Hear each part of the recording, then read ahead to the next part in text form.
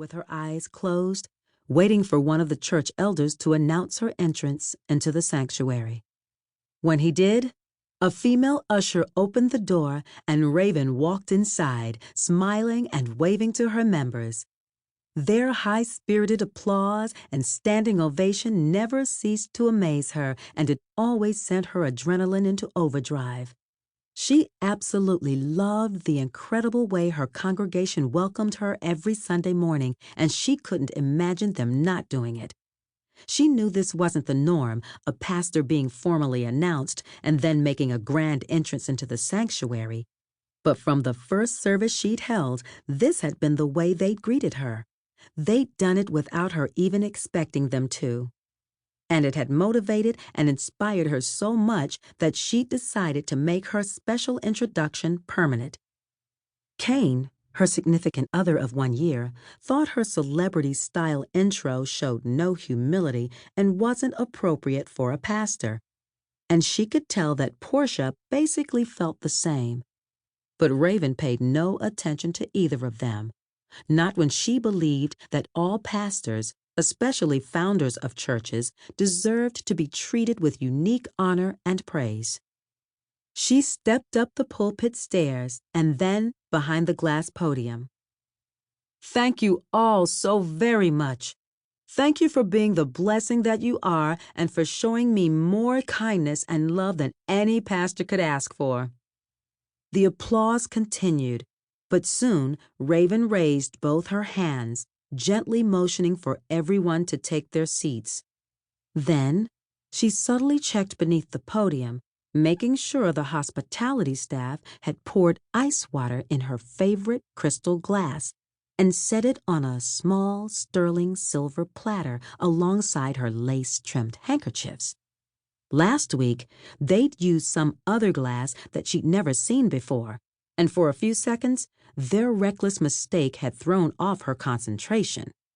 From the very beginning, though, she'd made it clear to everyone who worked for New Vision Christian Center and New Vision Ministries, Inc.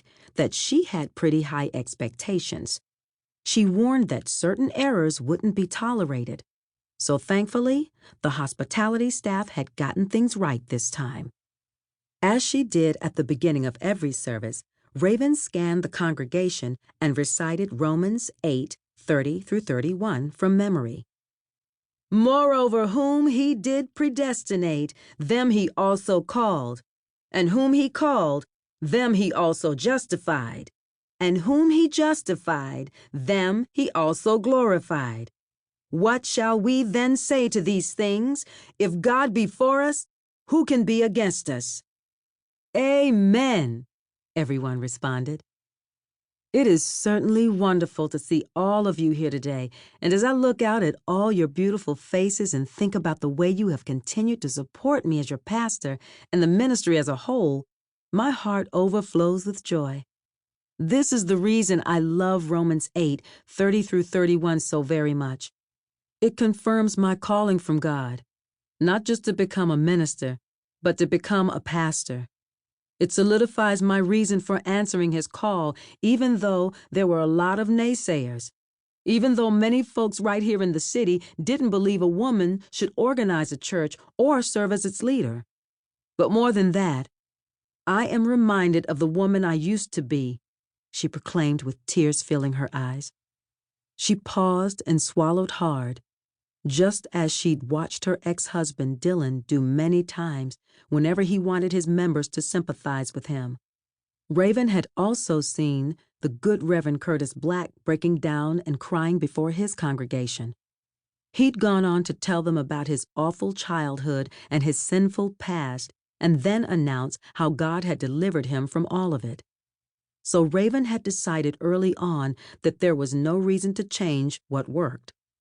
She also saw no reason to stop insisting that she was called by God to minister, even though, like her former husband, she hadn't been.